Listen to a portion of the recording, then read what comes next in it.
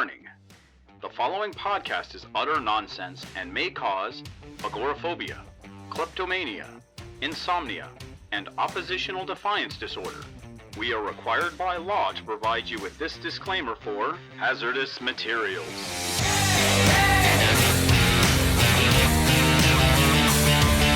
Hello and welcome to Hazardous Materials, last week's comics this week. My name is Casey Johnson, and with me as always is Gideon Gonzalez. Good seeing you, Casey. Man, a lot of good books this week. A lot of good stuff. Too many good ones. Yes, is the continuation of the Hickman historical archives, which we're now being exposed to. Oh my God. That's some thick reading. I actually read just recently. What we're talking about here is Hickman's new reboot of the X-Men, also known as House of X and Powers of X, which are working on a weekly schedule back and forth. I saw an interview recently where he was talking about how he's trying to reinvent the way people read comics, because the way we consume comics is just, I'm done with this rag, done with this rag. But you actually have to sit there and actually read. Oh, yeah.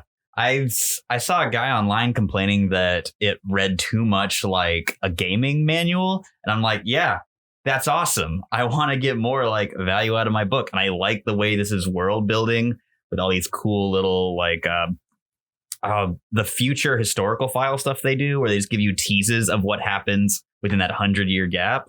So good. Yes, exactly. I was also looking at the graphs he's been using, which is not new. I mean, that's some of the stuff he used to do when he was with Avengers, but I like the Moira McTaggart life span thing. I thought that was super cool, allowing us to see which one we're talking about. I'm so curious about Moira 6. Just because I feel like that's probably the big mystery of the book, but I'm curious to see what they do with it. Okay, just kind of an explanation about what we're babbling about, but poor Moira McTaggart. Turns out she's a mutant. What is her magical mutant ability? Well, it's not magical, but it's still reincarnation. So whenever she dies, it basically just kind of restarts everything. Yeah, from the point of her birth going onwards. And the one we're on now is, because for fun thematics, Moira X, because it's on her 10th reincarnation. Yes, because according to Destiny, she's only got 10, maybe 11. I like how she's kind of doing that extra one, just in case a little retro writing happens a little later and Moira comes back to get one more time. Speaking of Destiny, did you see the preview for the History of the Marvel Universe coming out next week? I didn't. They are making Destiny and Mystique's relationship canon instead of just being subtext for all these years. About damn time. In the past, especially when Mystique first appeared, when they were trying to kill off Senator Kelly, thank you. Mm-hmm. The big assassination plot to kill Senator Kelly, when it was revealed to Nightcrawler, hey, who's that woman over there that looks exactly like me? And during that time, and from that time, you get the idea that Mystique and Destiny are these long-time friends, because Destiny is actually an old woman. Friends. And from what I understand, in an interview, Chris Claremont actually talked about the fact he was going to, reveal the fact. It was clear to him as he was writing that they were in fact lovers. But and you can cut the subtext with a knife, it is. But our Comics Code Authority, we can't have the gays on our comics. That puts a bad influence on kids or whatever. Like Kitty Pryde, as bi as the Comics Code would allow her, which it turns out gets you pretty close, because everyone picked up on it. There's lots of close friends in comics. I'm really glad that I was really happy when the first day I actually saw it, there was not a Comics Code Authority stamp on my comic, and I could read whatever the hell I wanted to. They're not going to say the word fuck, but hey, at least we'll have like realistic relationships. And interchange dialogue like that. So back to House of X. We got 3 timelines we're working with. We're looking with was it 4 actually? We got House of X like year 1. Yeah. Then we got 10 years in the future, which is the current day. But thankfully they cleared up that it's not literally 10 years, which I'm like, on the one hand, kind of breaks the thematic fun numbers, but also makes me trying to fit the entire X history into 10 years a lot less of a headache. Yeah, I saw also on the Moira McTaggart timeline that a lot of things that have been for us 20 years, for them has been 3.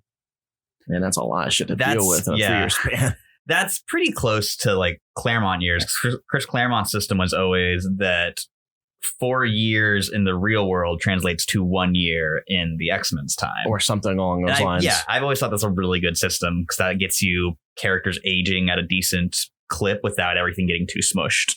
Yeah, I've always kind of measured the Marvel drag of time as being the age of whatever Peter is at this point. Yeah. Because he starts off at 16 and nowadays he's like 28 to 30 years old. Yeah. So he's been doing this for about 14 years.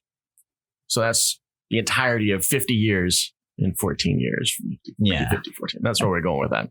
So that's for what we're dealing with is in X-Men. So jumping ahead from 10 years, we go to 100 years, which of course, Wolverine's still alive. Of course he is. I'm kind of curious, though, how Mags, a.k.a. Magneto, is still rocking it. I don't know if that's Magneto. Certainly seems like it. Yeah. But the green outfit makes me wonder if it's someone who's more like related to Polaris. Was it green? I kind of remember it being white. Though Magneto in the current, like in the X10 thing is... he's in the white. Yeah. Okay, now I'm getting confused. But the future one's in the green. And then we got also in the 100 years, I think it is, we've got Cypher in the body of Krakoa. Yes. And Krakoa has taken over his abilities. And most importantly, my boy Zorn. Zorn, who is much cooler looking than he used to be. A little bit of facts about the kind of names we're talking about. Everyone, of course, knows Magneto, but Zorn was a mutant who was established as having the head of a star, or his head was a star inside this casing. Mm-hmm. So he had like this metal kind of skull helmet.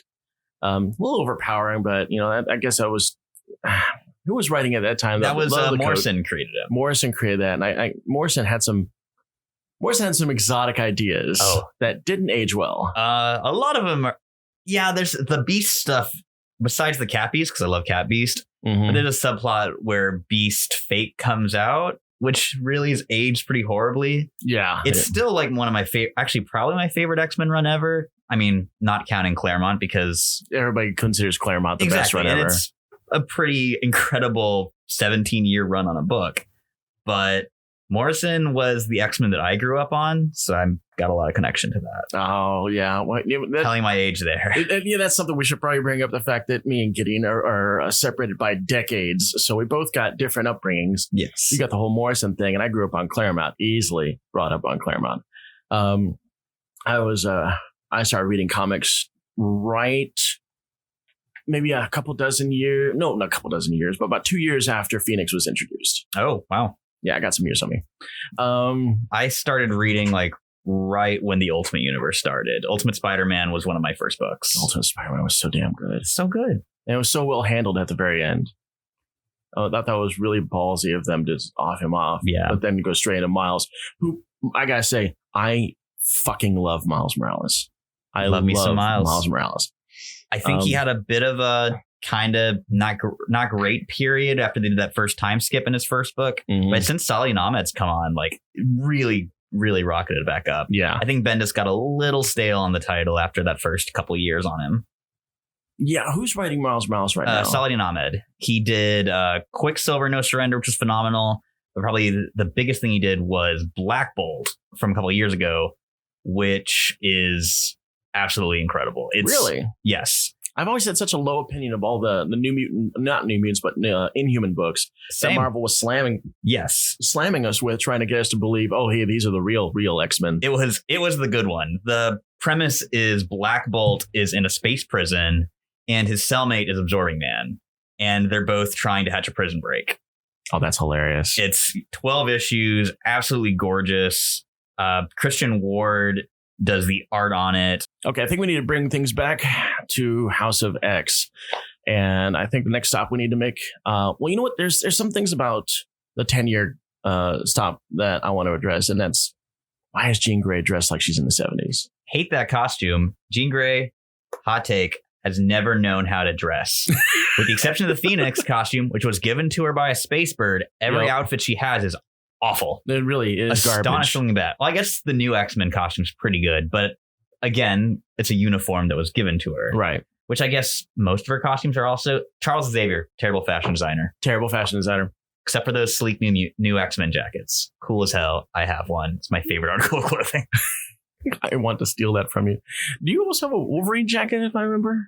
No, I think that's just the new X-Men one. Okay. Yeah. Oh, somehow I know that has a Wolverine jacket. And I've been It wanting to is steal technically a Wolverine jacket. Is it the one with the stripes on the arms? It doesn't have the stripes on the arms, but it's Okay. the one that everyone wore in New X-Men, which got like the yellow X, and Okay. the black sleeves, and the X armband. So apparently what's going on in X-Men 10 years, every mutant is pretty much considered part of this new nation, Mm-hmm. which is Krakoa, Yes, which is also as a mutant. the all new X-Men's first foe. Yes, he is the island that lives. Well, islands, I don't know if they live or not, but this one's a mutant, and was the mutant that the giant-sized X-Men were back in 75 faced with Colossus, Nightcrawler, Storm, Thunderbird, All them boys. Banshee, Sunfire, and Wolverine. So now he's a pal. Krakoa is their pal now. He's a big pal. He's a friend. He's a friend. And he's actually friends now, much like Warlock used to be. He's friends with Cypher, who has figured out how to use language. Which, speaking of Cypher, the ending of this week's issue. Oh my god! Oh, not Cypher of Warlock. Bringing in, blanking on their names. Warlock species. Not the Phalanx, the Technocracy? Yes, Technocracy and the Phalanx. The way that they're tying in the AI versus mutant kind of rivalry of who's going to take over the future. Yeah, they pretty much broke it down that no matter what's going to happen, it's always going to be mutants versus machines.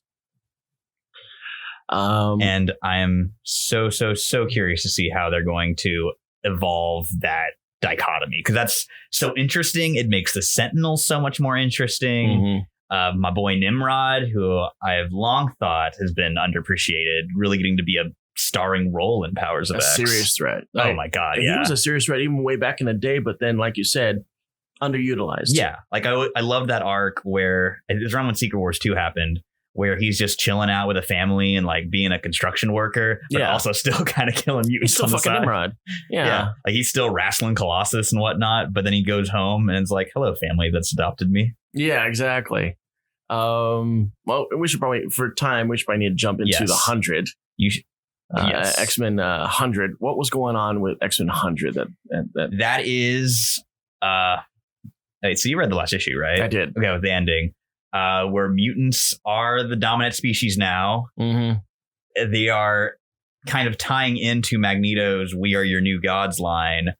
Have a mini Garden of Eden where they have begun humanity again, like kind of it's continuing almost this cycle. Like a zoo almost, just to Yeah. kind of remind them of their past. It's like, and behave this time. And then, Yeah. like the ending of the issue is the Phalanx arrives Mm-hmm. and they want to join them. Which, I'm mutants and machines. I'm so curious to see how it plays out. Oh, it's so goddamn interesting. So this book is playing out over a weekly thing. So we're probably going to be talking about Hickman's reimagination of the X pretty much every show Yeah, until every week. this is It's done. It's Yeah, the news. it is definitely the news everyone wants to talk about. There was a tweet I saw that said that the comics community hasn't been this united in just talking about comics every week since 52. And I was like, yeah, I love that. such a good ride, 52. Yeah, my favorite thing to do ever is talking comics with people who only have like a passing knowledge of comics, and this feels like a good opportunity to do it. It's like, hey, look at this cerebral stuff you're dealing with. There's no way this is your 8-year-old comic book. This is Jonathan Hickman made a PowerPoint just for you. Yeah, you need to check this out, and I want you to sit down and actually, read it and tell me what you got back. And I guarantee you that it's not going to be some candy coated kid crap. All right, enough about Hickman highbrow comics. Yes, Let's get to Amazing Spider-Man, which is a delight. I my really God. love this series. I love the fact that Nick Spencer from the Superior Foes of Spider-Man is now running the shop Yes. on this. And he is not afraid to bring in familiar faces like Boomerang. Oh, my who boy is now Boomerang. Peter Parker's roommate. And terrible friend. Absolutely horrible person. But he can't stop hanging out with him because he's fun. But he's a terrible roommate and Boomerang. But since Boomerang did some stuff against Hydra during that whole Cap Hydra thing Yes. that got him exonerated. He was living out, and I think I was in Jersey. can't remember exactly where, but he was like right there. He managed to just barely avoid getting sucked into the dark zone. Is that what it's called? The dark dimension. There we go. Right. With all the other heroes. Which, it's got to be a nightmare for anybody living in New York. I mean, you sat through all these horrible things. And now, by the way, no power. You're in a devil zone. It's like Gotham. Why would you live in Marble, New York? Exactly. Marvel in New York. I don't even think people have life insurance policies in New York. They're handing out. Oh, yeah, I'm here to sell you some life insurance. Where do you live? Utah? Okay, that's no problem. Where do you live? New York? Nah, sorry. You got to go. There was a book about a decade ago called Gravity, where the whole thing was like this superpowered kid who lived like out in the Midwest or somewhere, specifically goes to college to New York because he's like, that's where all the superheroes go. And it's a really, really, really fun little underappreciated book. Gravity by Sean McKeever and Mike Norton. I enjoyed Gravity too, and as well, from what I understand, he was being groomed to be the next Captain Marvel. Yeah, and then I'm not sure why they did it. They just kind of pulled the rug out from under him and were just like, eh. And they killed him in that Beyond miniseries. Yes. And then they were supposed to bring him back. And I think that's when they canceled their plans and changed direction on it. Yeah. Because man, who was Captain Marvel at that point? Because Monica was going by Photon by then. Genis. I think it was Genis's sister or Genis himself. That was when, I think Phyla had just become Captain Marvel. Right. But before she was Quasar, which I much preferred her as Quasar. Yeah, I mean, her stand of Captain Marvel, she kind of felt like she was just in the position because her brother was either dead or crazy. Which, man, the Marvel bloodlines. Yeah, not exactly a group of winners. Yeah, not exactly a group of winners. Peter David wrote that Captain Marvel, Genis. Yes, love me some Genis Vell. Yeah, Peter David, by and large, a great. He's good. But like I was talking to you last week about his panache for sticking his favorite characters into infernal pacts with people, like he's done with Gideon from X Factor. Guido. And thank you. Sorry, I got your name mixed up. It's okay. I'm Gideon and I love Guido. Yes, at least your real Marvel namesake is nowhere to be found because old Top Knots. Man, when was the last time he even showed up? He was gone for at least 15 years, and they showed up because I guess the externals were like a B or C list storyline in X-Men, and then I think they killed them all, including him. Well, mercy killing. Yeah, exactly. And I think they addressed that Cannonball wasn't really an external. He wasn't really immortal, or however you want to recon something like this. Anyway, back to Spidey. Back to Spidey. We got really far off that one. He's brought back Boomerang. And Boomerang is apparently trying to, I guess, go the route of redemption while still being a mansplaining douchebag. And hitting on Aunt May. Yes, it's like, yeah, Aunt May. It's really fun seeing Boomerang's arc play out in both Amazing and in Friendly Neighborhood. Yeah. Because they're treading some pretty similar ground, but it's done differently enough where you can just get different angles on it. But now we got apparently Boomerang has a thing against Kingpin. Yes. And he's grabbing stuff that Kingpin really wants, and he's beating him to the punch. And I guess because Kingpin is saddled with the job of being mayor of New York, because that's the way it's got to be. Willie Fisk is all win all the time. All the time. I mean, we had Lex Luthor could be president of the United States. I guess Wilson Fisk can be mayor of New York. Sir, Lex Luthor is a fine, upstanding member of this community, and I will not have him besmirched.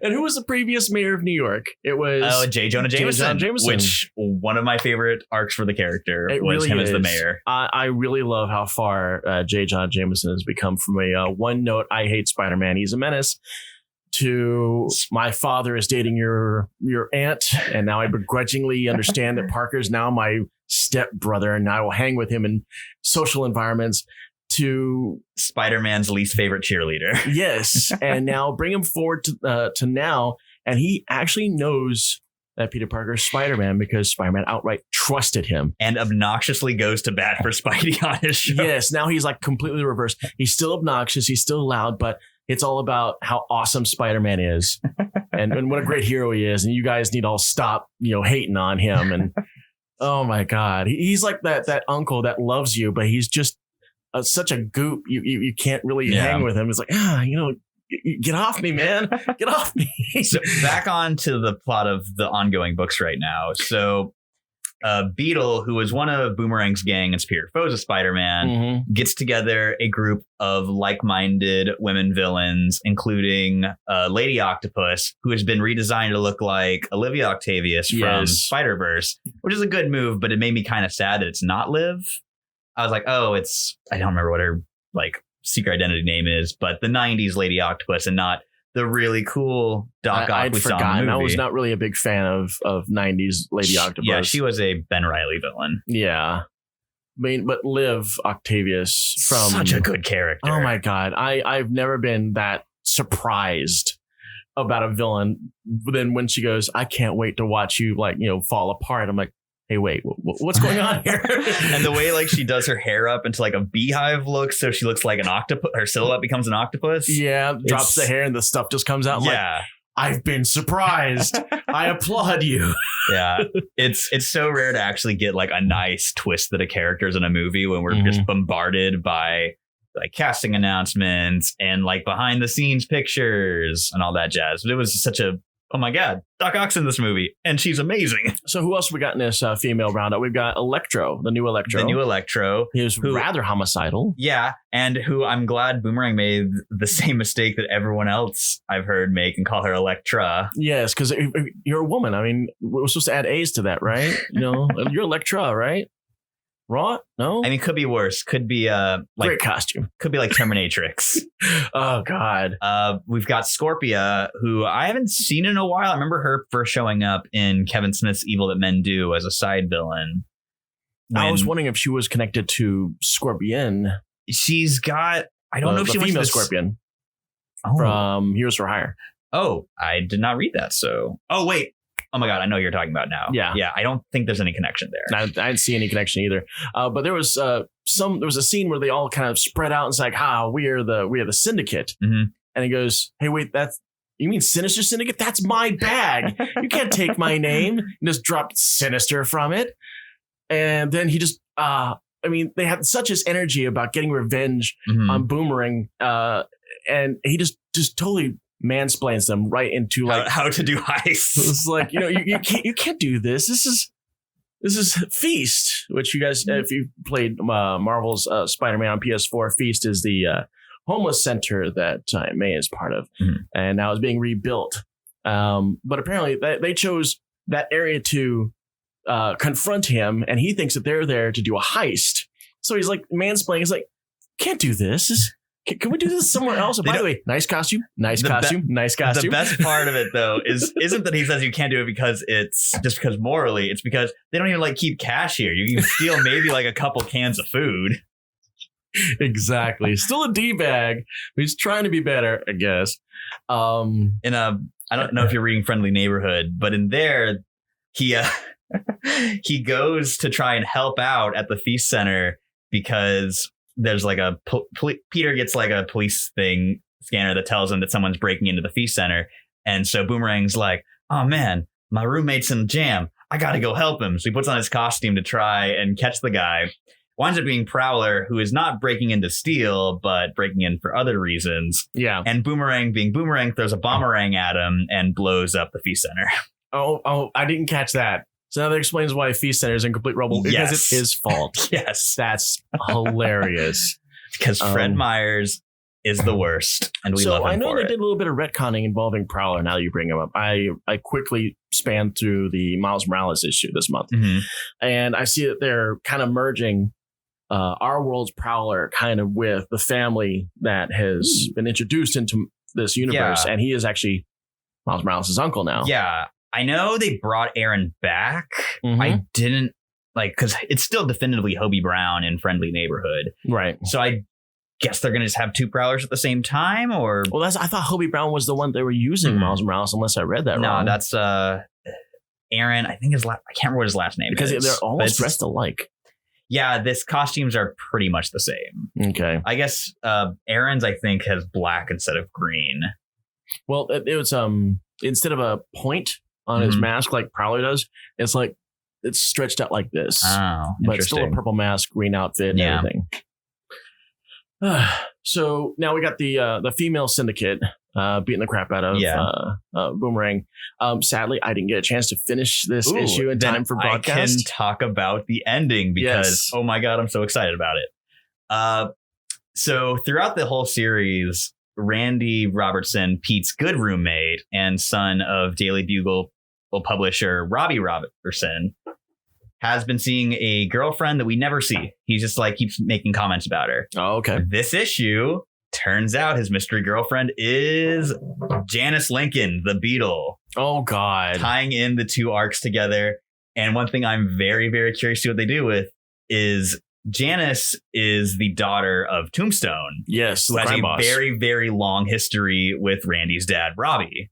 Yes, they were friends growing up. Yes, exactly. And I really, really want to see if they bring Tombstone into the main Amazing book, because he's one of my favorite villains. I was so disappointed that when they made an action figure of him, they did the first appearance deep V-neck look instead of the slick pinstripe suit. I love that suit. Me too. Tombstone is so cool. I don't know if bringing him in is going to be the good idea, because I think they're really trying to establish this Beetle as her own. And even though she is still name dropping him, she is credibility. The Hillary Rodham Clinton of drug dealing. Yeah. As she said in Superior Post. Yeah, indeed. Let's see what else we got. We got the Absolute Carnage crossovers are happening now. Yes. We got Scream, and we've got, what was it? Separation Anxiety? Yes. Separation Anxiety. I took a flip through. Didn't get a chance to read, but a lot of good spooky body horror stuff in there. Help me out with that. I got to admit, I did not read this, and I did this on principle because I hate Carnage. Oh, I do too. But professionally. I'm a professional.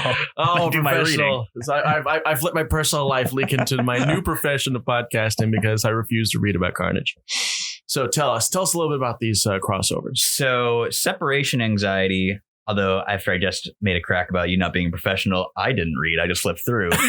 But it's bringing back the symbiotes from Separation Anxiety and Venom Lethal Protector, which was in very 90s fashion. We like Venom. Let's make 5 more in varying colors. Oh, that's right. Scream was part of that. Yes. And Scream got her own book because Scream is the only one that really had any character. Yeah. But yeah, so we've got, it's Phage, Agony, Lasher, Riot, who you might remember from being questionably the main villain of the Venom movie. Mm-hmm. Why you would go with Riot, the one who I remember he's the brown Venom.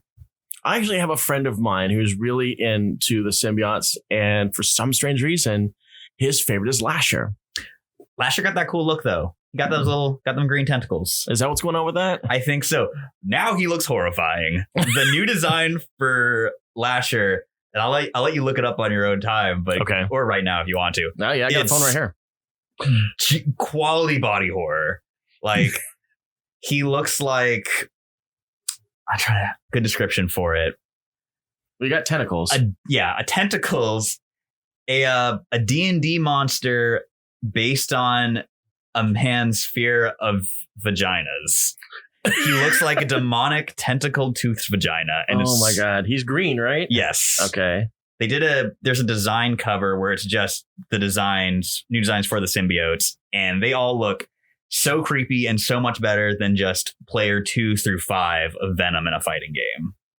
I'm looking at him. He does kind of look just like green Spidey with legs. Yeah. And of course, none of the common stuff is hitting Google, so I can't see this horror vagina you're trying to describe here. It's great. Immortal Hulk really brought body horror back on the table, and then Separation Anxiety ran with it, and we will get to Immortal Hulk later. Because, oh boy, I love me some Immortal Hulk. You're going to have to include me on that whole thing, because I am still trying to grind through Immortal Hulk. And from what I understand, it's quite a run. So to wrap up our Carnage talk, I did read through Scream. Patricia Robertson, the original host, is back. There is some spooky old god necromancy going on. She's got her little Absolute Carnage swirl from Null, the symbiote god. Not a fan. Not a fan. Not a big Null guy. Not a big Null guy, got to be honest. So explain to me one thing. Why did Marvel think that Carnage was such a big thing that they made a midnight release? Oh, well, unfortunately, we live in a world where Carnage is a big thing. People love Carnage. Like, just for some context, I do work at a comic book store, and people have just been going nuts for Absolute Carnage. The Venom book has been one of the like best-selling Marvel books of the last year, and from day one, it's been building up to this. Did Carnage USA sell well? Carnage USA, those Carnage minis did okay. They like the hype. They didn't have that like buildup of hype to it. It's just kind of like, oh, we haven't done anything with Carnage in a while. Here's a Carnage mini. Here's a Carnage mini. And they did pretty good. I remember Minimum Carnage doing a pretty decent boost for Agent Venom and for Scarlet Spider. As much as I hate Carnage, I did read him when he was inverted. Do you remember that? Oh, yes. When he was trying to help out people, but still in a lethal fashion. I think, yeah. Him and Axis was the first time I felt a good hook for a voice on Carnage, when they were like, let's just lean into making him like crazy murder redneck like Otis from House of a Thousand Corpses, and that worked for me. Yeah, I was like, okay, he's not just murder kill guy. There's a little bit of background. A while back, Marvel did an event called Axis, and the fallout of this, I'm not gonna get too deeply into the storyline of that book, but let's just say that Scarlet Witch had an opportunity to invert a group of heroes and a group of villains that were at this particular fight. Oh, was it Scarlet Witch that did it? Yeah. Oh man, I totally thought it was Red Skull using the Xavier brain. Oh, what was it? I thought it was. I think it was a combination of the two. Yeah, it was some kind of weird hoodoo, and she was definitely involved. It was definitely like Red Onslaught, which or something. Yeah. So people like Sabretooth, Hobgoblin, Carnage, the Enchantress, Apocalypse, Mystique, Deadpool were all inverted. Well, those are the villains, and then of course we had heroes like Havoc, Iron Man. The best Iron Man book of the decade, by the way. Superior I love that Iron Man. I love that Iron Man book, and that was actually my favorite armor. Yeah, I used to be the Scarlet Centurion's backer, from the 80s. I'm a big Centurion guy. The iPhone Iron Man was definitely my favorite armor. Now I bought way too many variants from that book because I was like, damn, these are all gorgeous. And they never truly resolved that. You know, you had Pepper Potts basically neutralize him. Yeah. And then Secret Wars happened. Yeah. And then, but when we saw Stark again, everything was fine. No explanation. 1,000,001 reason. Reason 1,000,001 why was not a big Secret Wars fan. Yeah. I mean, they kept the other inversions like Hulk, not Hulk, but Havoc and Sabretooth. Now I remember Claw, the Hulk's Hulk. Oh, God. Yes. Who looked like Doomsday if he was a dark iron dwarf. Yeah. There was a little more. There was some extreme going on there. Yeah. Okay, so what else had little fire vents in his neck? I think we're going to talk about, since we're talking about Hulk, let's throw ourselves deeply into Immortal Hulk here. Alrighty. The director's cut of #1 occurred today, even though we're deep into 11 or 12 of we are Hulk. on number 22 or 3. Shows you how much I've been reading Immortal Hulk. Thank you.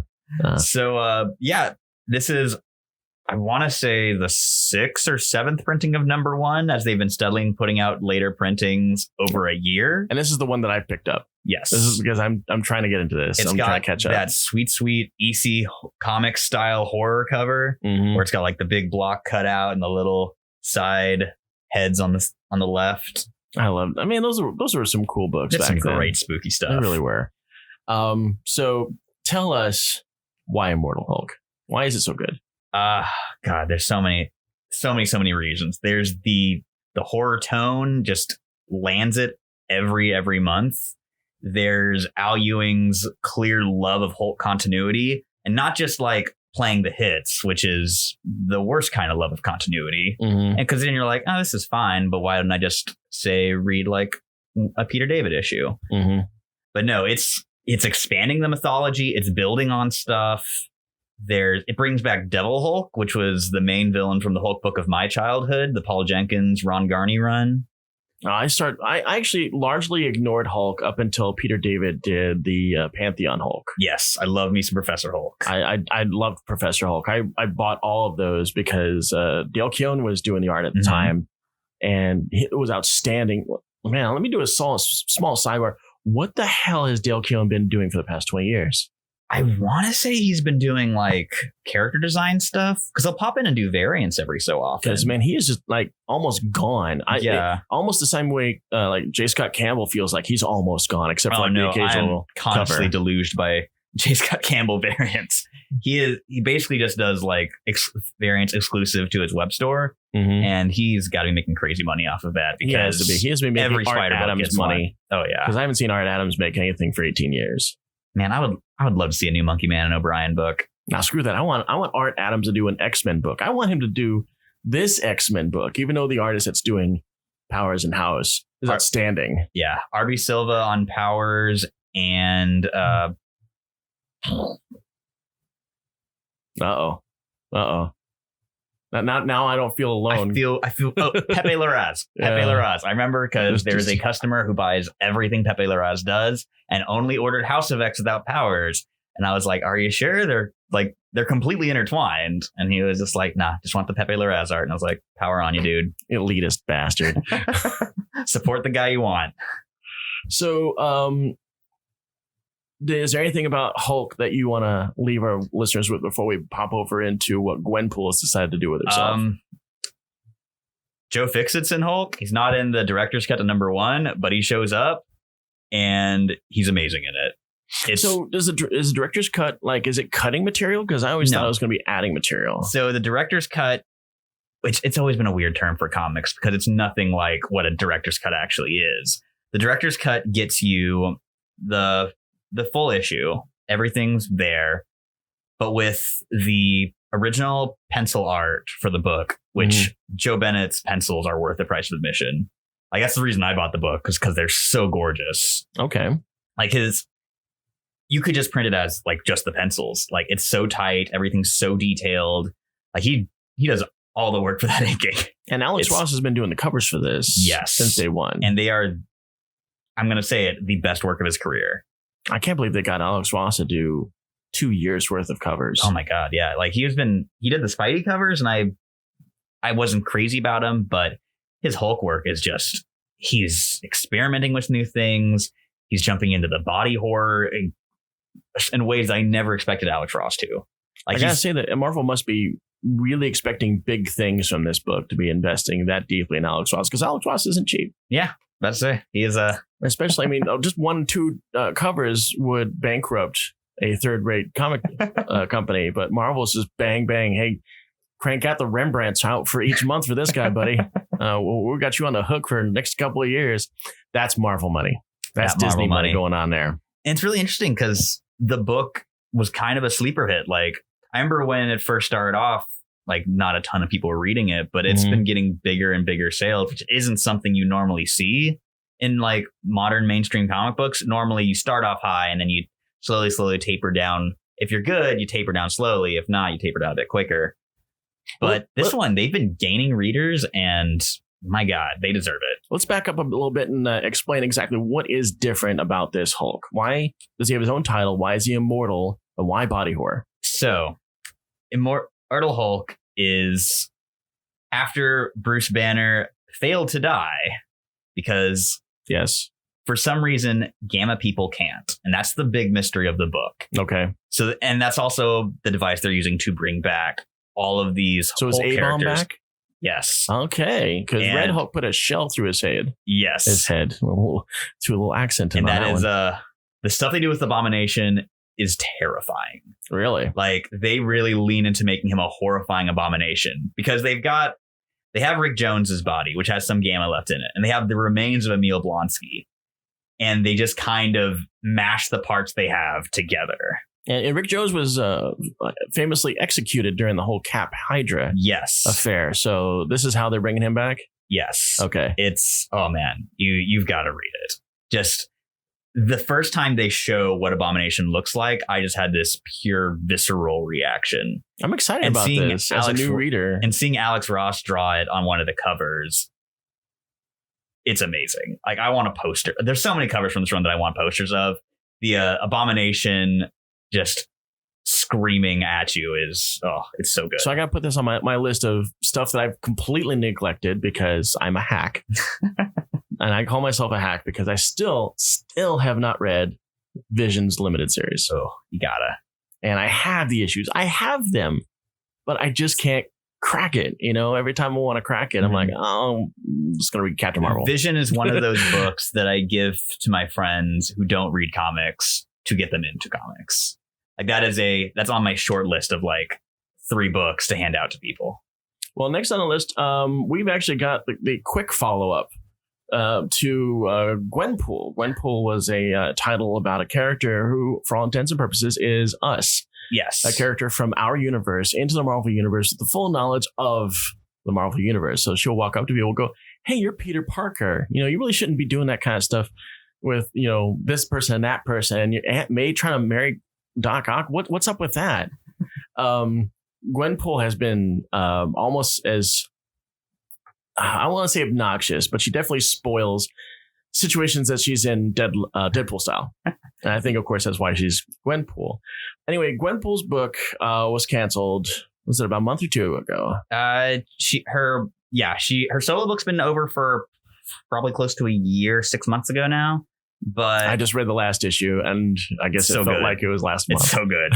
But she was in West Coast Avengers pretty quickly after that. Yes. How long did West Coast last? Because I've got 8 issues of that. It went, I think, 10 issues. 10 issues? And then got canceled. Right as soon as it got canceled, my Steam ran out about buying the rest of them. And I really liked West Coast Avengers. And then they showed up in Superior Spider-Man for 2 issues for War of the Realms crossover. Mm-hmm. And now we're in Gwenpool Strikes Back, which is her fight for relevancy so that she doesn't just disappear. Right. And that's what we're dealing with this month. Yeah. As a comic character, if you're like, say, Gideon of the Externals, if people don't care about you, you don't exist. Yeah. And that's exactly why once she realized that she was in a comic book universe, she realized the rules. I have to get a costume or I'm going to disappear into obscurity or get killed. And base yourself on the 2 biggest trends in Marvel and what was it, 2015, 2016? Oh, God. I think it was even further back than that. No, because she showed up after I started working at the store. So she showed up as a result of the Secret Wars covers. So that'd be like 2015, 2016. Yeah. That was a great cover, too. Yeah. That was a fun one. Was that Jason Campbell did that? That was Chris Pacello. Chris Pacello, who I love. Yeah. I love his character designing and another all-time great X artist. Yes, he loves stripes and circles, and he really knows what to do with it. I love it. His signature is a circle. I love how he drew Mystique. He actually redesigned the Mystique outfit to look like it has more of a texture to it, and I really, really like that. I didn't like his Sabretooth though because it was all hulking and yeah. I again, like one of my X books as a kid was back issues of Generation X. Yes, and he is all over that book. Yes. Is Synergy alive? I don't think so. I don't think so either. I think Sync died at the end of that. That's what I meant to say is Sync. Thanks for picking up on it anyway. Sync was a member of Generation X, which was kind of like the New Mutants. Yes. That came out in the 90s. My New Mutants. Yes, your New Mutants. I had New Mutants as a kid. When New Mutants came out, I was of the age of the youngest member, so I truly identified with the book at the time. But yeah, when Generation X came out, I was like, oh, damn, that's polished. That's beautiful. I mean, the first issue was that plastic cover that was foil and all those colors and stuff. And I was stuck to it. But I guess as the book started aging, it felt like, oh, we'll have to kill him character here and there. I mean, Sync caught a bullet. Yeah, I think they got kind of washed up in that Eve of Extinction era right before Grant Morrison took over, which... Again, love Grant Morrison's run, my favorites, but the lead up into it was while they were like rapidly chopping the X blocks. Yeah, so poor in Generation X had to go. So we got Gwenpool, seeing how that's going to go. It is I love the issue. It is the personification of a quality shit posting Twitter. Yes, and the fact that she's practically blackmailing Spider-Man. Yes, with her active knowledge of his shenanigans. The scene where she realizes that her intrusive thoughts become thought bubbles, and she does the little like ASCI art of the bunny holding a sign in a thought bubble. It's amazing. I feel like such a poser liking Gwenpool because I mean she's great. But it just feels like, we're just harping on this drawing that we just happen to throw out as an alternate cover for Secret Wars. But the fact that they took this throwaway character and made something fresh and new with it. Well, you know who wrote her first series, right? No. Christopher Hastings of Dr. McNinja. Dr. McNinja? Oh, my God. Dr. McNinja was a webcomic that ran for years. And he is a doctor who's also a ninja. Of course. He comes from a family of McNinjas. From the New Hampshire McNinjas? Oh, I know those people. The line of dialogue that's my favorite that really kind of like describes the book's tone. Can you call a webcomic a book? I don't think so. I mean, it got published later on. I think we're talking about new ground. We're talking about webcomics. But there's a scene where he's fighting a bunch of goons and he picks up a vending machine and throws it. And one of the goons says, "I thought he was a doctor." And then the other goon goes, "Don't forget, he also has the powers of a ninja." And of course, ninjas can do everything. Exactly. Okay, so next up, we got Fantastic Four, and we got something that any true Marvelite loves to see, and that's when Thing throws down with Hulk. Oh my God. I got to price a few of the early Thing and Hulk issues today at work, and God, every cover's so good. I truly enjoy the fact that every once in a while Hulk is reminded, hey, you know what? I might not be top boy in this situation.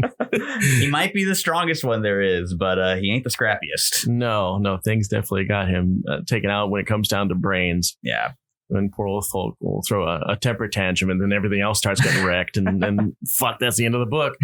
So something happened in this book that has never happened before. Give us the visceral details. The Thing knocked out the Hulk and punched him the hell off of an island. But what happened to him when he did that? He hit him so goddamn hard that the rocks on his arm shattered, revealing that sweet, sweet thing meat beneath. Which he then had to put a vibranium cast on his arm. And I think that's got to be like the coolest fucking scar ever. This is when I punched Hulk off an island.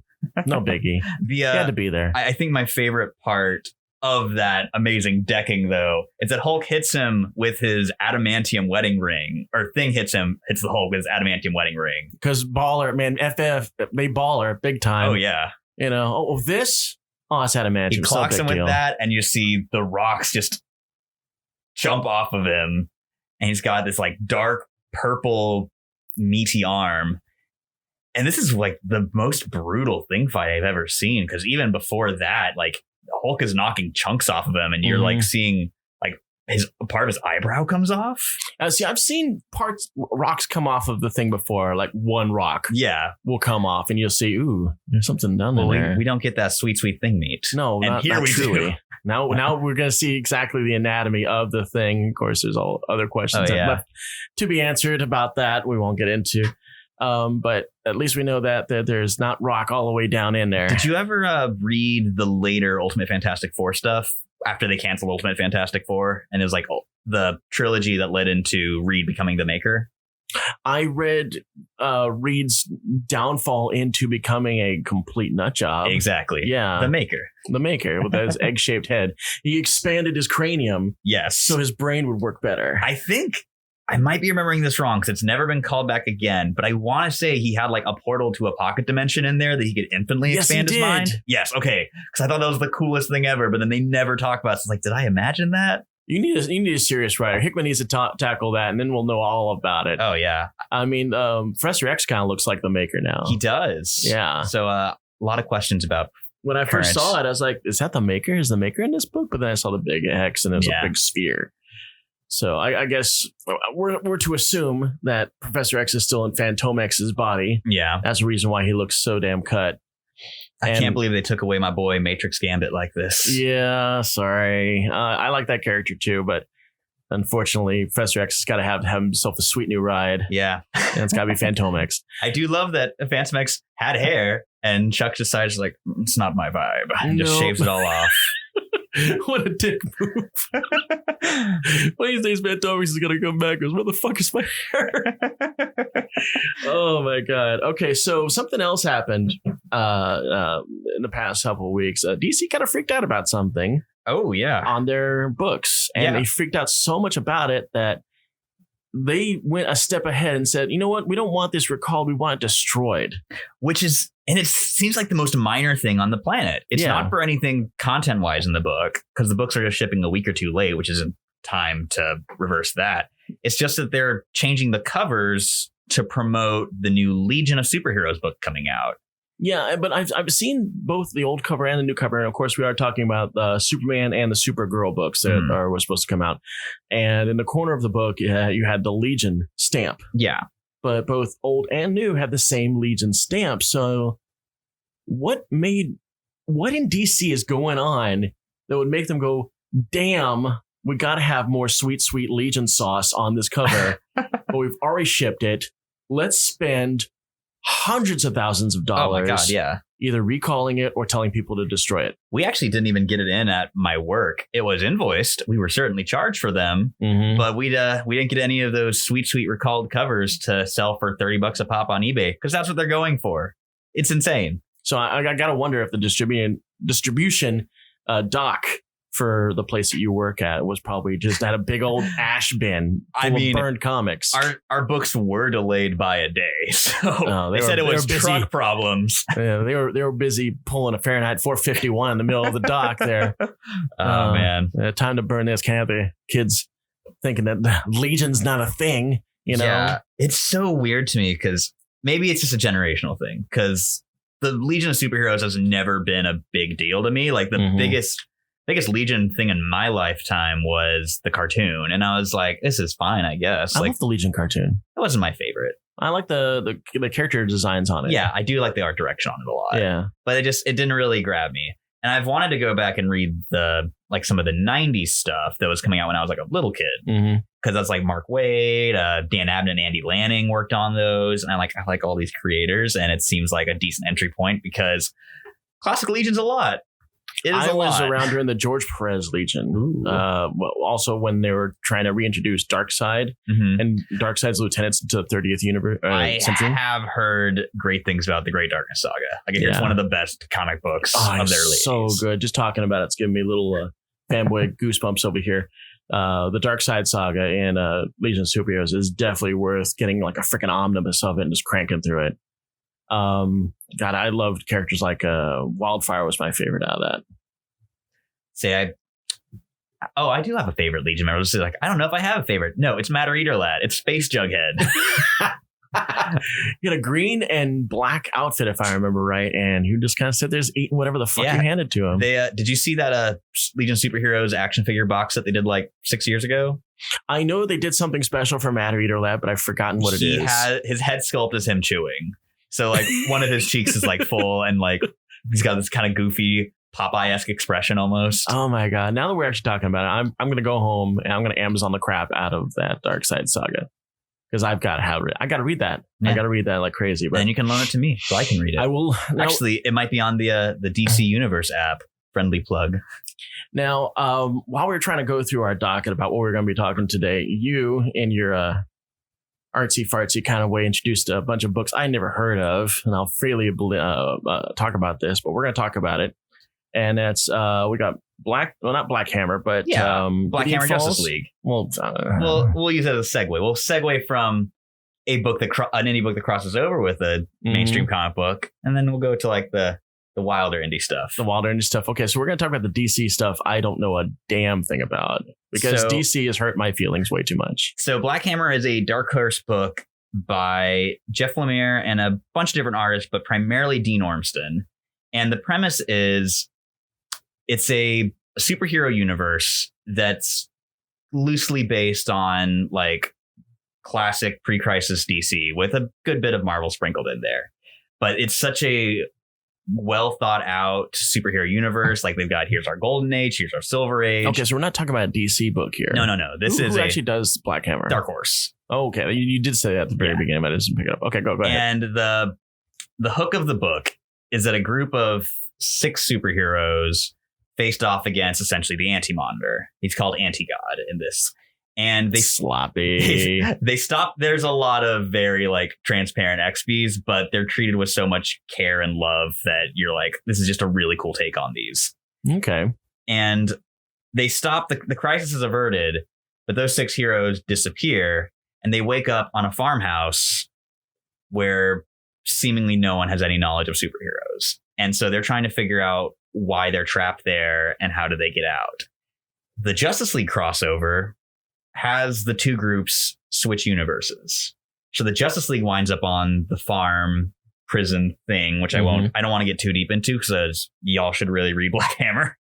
It's a damn good book. I gotta say, I'm a little intrigued on the whole idea of coming into a universe that what are heroes? Yeah. And now we got this team.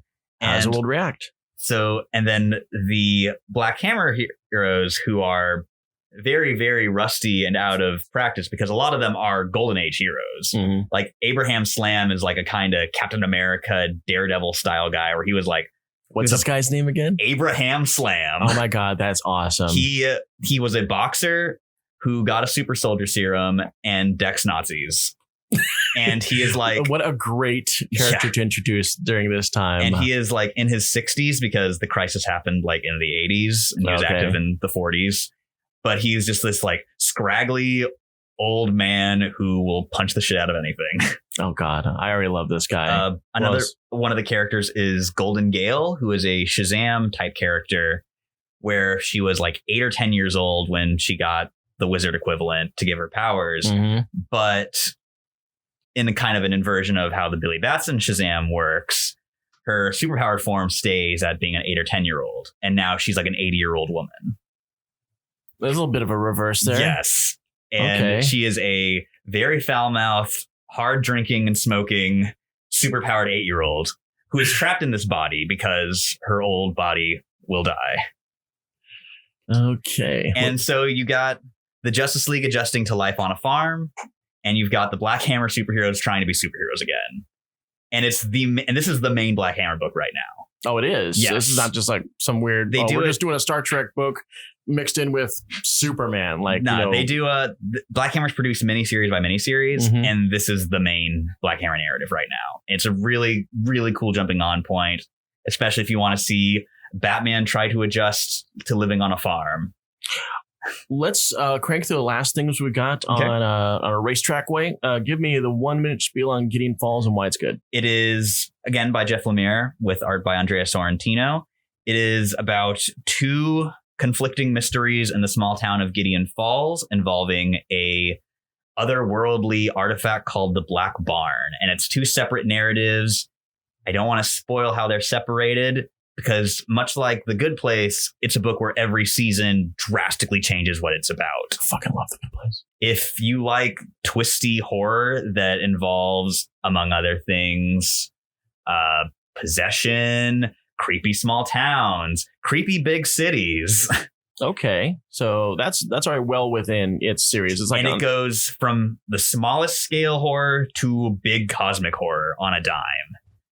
Okay, so what last we got? Second Coming. Tell us about that. Second Coming is the book that DC backed out of publishing because it's about Old Testament God sending his son Jesus Christ to learn from a real man's man of a god, sun god, or oh man, I can't remember what his name is, but it's basically Superman. And not the first time that DC has backed out of a book a couple issues in. That's exactly what they did with The Boys, which was reasonably successful, I'd say. Yeah, around the issue number 3 or 4, DC decided, this Boys book is a little too racy for us.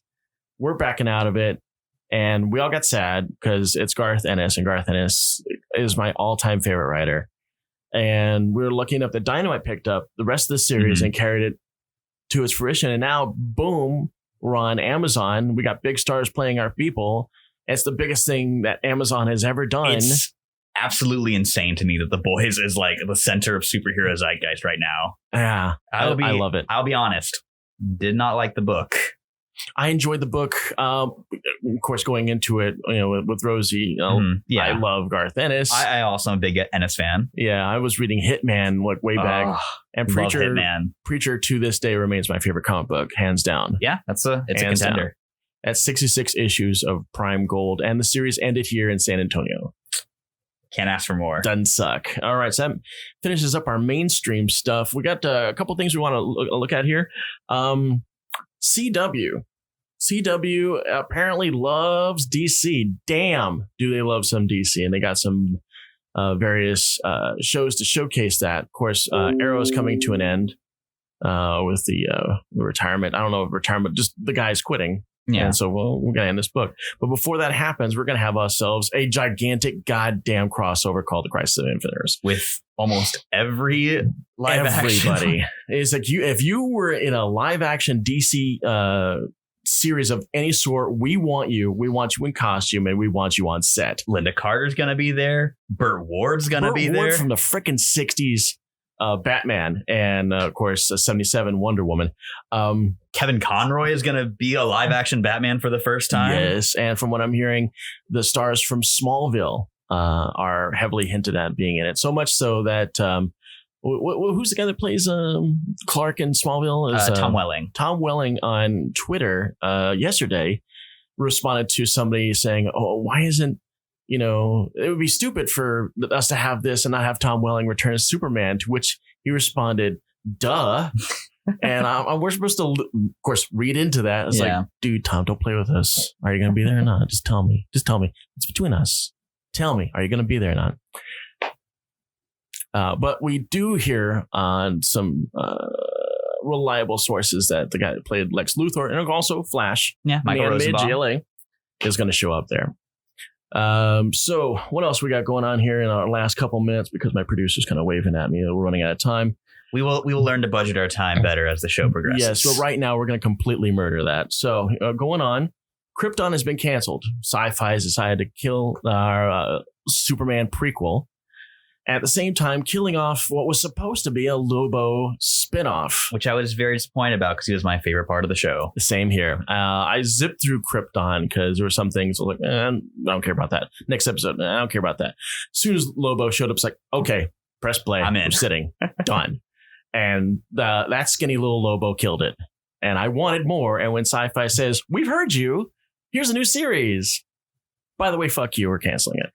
It makes me really sad because Sci-Fi, they've been making these really, really good shows, but they're just not getting the viewership. Yeah. I think I saw Krypton's been averaging 0.3 in their ratings, and that's CW numbers. Yeah. And CW can live with those numbers, but apparently Sci-Fi can't. Isn't Sci-Fi owned by a big network? Maybe. Is it ABC?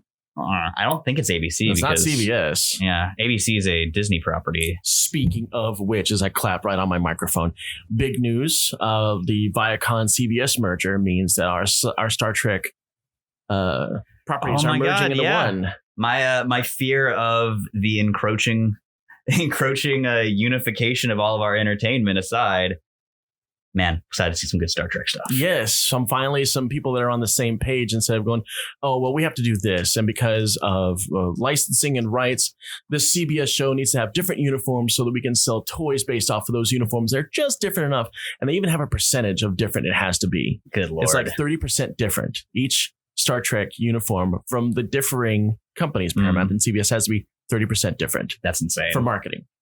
So now that we don't have to deal with that crap, maybe we can deal with some, hey, remember when we did this? And Star Trek on network TV?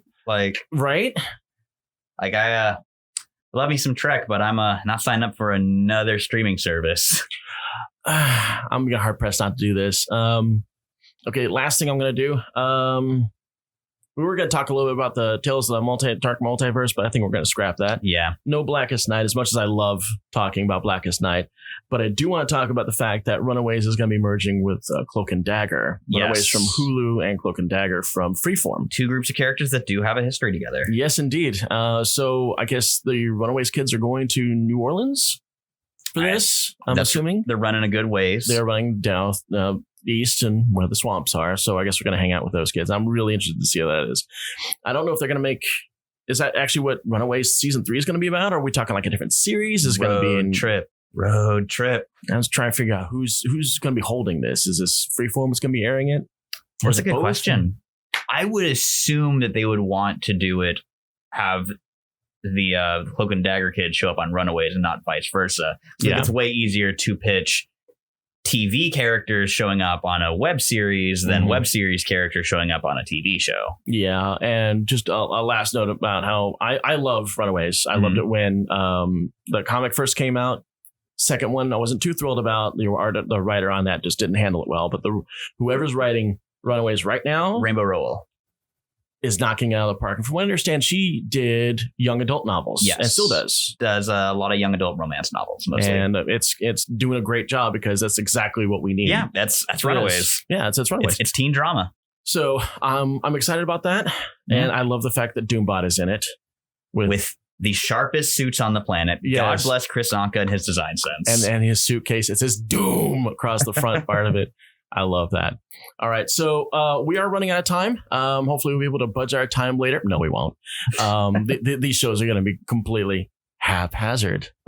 See what I did there, producer guy? I did that. A little drop there. We are a product of Haphazard Fiction Studios. So we're in their lovely War Room studio, which is super pretty. If you guys ever get a chance to see the video that we did of this, you can see just how gorgeous this place really is. And a lot of video of me fiddling with my hands and a pencil. Yeah, and me definitely not drinking a high market energy drink. I got hiding right back here against the desk. But this is our first stab at this. We're really excited. This series is going to be a weekly series. If me and Gideon can keep up, I'm really excited about where this is going to go. Yeah. And that's all the time we got. Anything you want to say going out? If you like what you hear, check out the description below. Hit up that Patreon. Yes, hit up that Patreon. Give us some of that lovely, lovely Patreon money to make us this show and any show that Haphazard Fiction does that much better. If you can't do the $1 a month, that's cool. Give us the like, give us your support, give us the views. Tell your friends. Every one of you that does Patreon suddenly becomes my friend. I swear, I am that codependent. It's true. You might even get a shout out on the show. Who knows? I will do it. I'll definitely do it. And if you have a unique name, I swear to God, I'm going to spend a minute on it. All right. Alrighty. We're out. Let's wrap that up. Some haphazard materials.